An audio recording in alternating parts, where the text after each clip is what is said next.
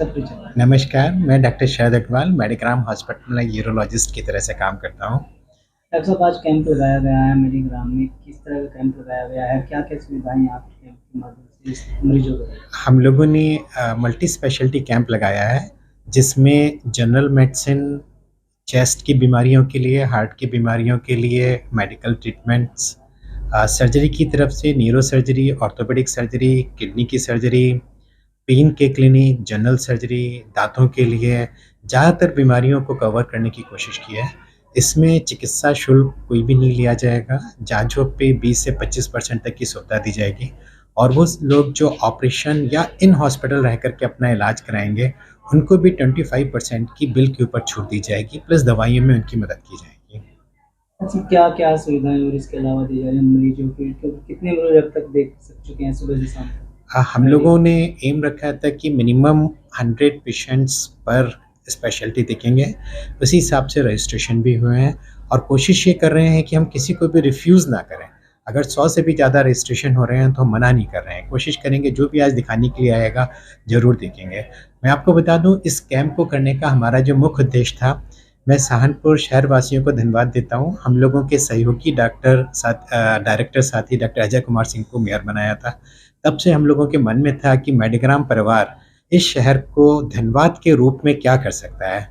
एक चिकित्सा केंद्र के नाते हम चिकित्सा की सुविधाएँ ही दे सकते हैं। तो इसीलिए हमने उनसे बात की थी और उनसे जब उन्होंने भी अपनी इच्छा ज़ाहिर की कि हाँ, हम इस चीज़ को करना चाहेंगे, तब हम लोगों ने निर्णय लिया कि हम एक मेगा कैंप लगाते हैं और इस रूप में अपने शहर को धन्यवाद देना चाहेंगे कि उन्होंने हम लोगों के साथी डायरेक्टर डॉक्टर अजय कुमार सिंह को मेयर के लिए चुना है।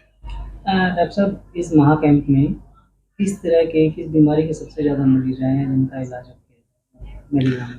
इसमें सबसे ज़्यादा अ, अगर स्पेशलिटी के हिसाब से देखते हैं, तो जनरल सर्जरी में गॉल स्टोन्स के मरीज, मेरी यूरोलॉजी की प्रैक्टिस में पेशाब की थैली के कैंसर, गदूद और पथरियों के मरीज, न्यूरो सर्जरी में रीढ़ की हड्डी के दर्द के मरीज, ऑर्थोपेडिक सर्जरी में जॉइंट्स के पेन क्लिनिक में शरीर में किसी भी तरह के लंबे समय से चलने वाले पेन का रजिस्ट्रेशन सबसे ज़्यादा हुआ है। मेडिकल साइड में वो सारी जो लंबे समय से समस्याएँ हैं, जैसे हार्ट के पेशेंट हैं या रेस्पिरेटरी प्रॉब्लम्स हैं, डायबिटिक पेशेंट्स हैं, उन लोगों का रजिस्ट्रेशन सबसे ज़्यादा हुआ है। अच्छा, जनरली इतनी गंभीर बीमारी से बचने के लिए क्या संदेश देंगे आम जनता को ताकि भविष्य में इस ये बीमारी से? बहुत महत्वपूर्ण है। डब्ल्यूएचओ भी इस समय इंडिया के ऊपर बहुत ज़्यादा इस चीज़ को केंद्र कर रही है और आपने भी देखा भी होगा कि हम लोगों के कई केंद्रीय मंत्री ने इस संबंध में एक विशेष जानकारी देते हुए लाइफ़स्टाइल डिसीज़ के ऊपर जो काम किया जा रहा है कि डायबिटीज़, हाइपरटेंशन, अर्ली एज पे जो हार्ट अटैक्स बढ़ रहे हैं। देखिए कोविड के बाद में एक चीज़ तो बहुत स्पष्ट है और साइंटिफिकली भी प्रूव हो गया है कि इस वायरस ने हम लोगों की खून की अंदर की जो नलियाँ एंडोथेलियम है उसको डैमेज किया है, जिसके कारण एथेरोस्क्लेरोसिस और खून जमने की क्षमता बहुत बढ़ गई है और इसीलिए ब्रेन सीवीए जिसमें ब्रेन में खून जम जाता है या खून बहता है और हार्ट के अटैक, इन दोनों के इंसिडेंस बहुत ज़्यादा बढ़ गए हैं। तो हम लोगों से मैं सब लोगों से ये निवेदन करूँगा कि अपनी लाइफ़स्टाइल को एक्टिव रखें, तली हुई चीज़ें कम से कम लें और एक्सटेंडेड रूटीन चेकअप ज़रूर कराएँ। क्योंकि आपने देखा होगा कार्डियक सेंटर भी इस बात पे बहुत ध्यान दे रहे हैं कि आप अगर नॉर्मल अपना काम कर लेते हो, थोड़ी एक्सरसाइज़ कर लेते हो और आपका ईसीजी नॉर्मल आता है, इसके मतलब ये बिल्कुल भी नहीं है कि आपको अंडरलाइंग हार्ट डिसीज़ नहीं हो सकती है। एक्सरसाइज़ करने वाले लोग ड्यूरिंग एक्सरसाइज़ उनको हार्ट अटैक पड़ रहा है। आप स्टेज परफॉर्मेंस देने वालों को स्टेज परफॉर्मेंस देते-देते हार्ट अटैक पड़ रहा है। तो उनकी रिकमेंडेशन आई है echo plus CT angio. CT angio को इस समय हेल्थ चेकअप का हिस्सा बनाया गया है।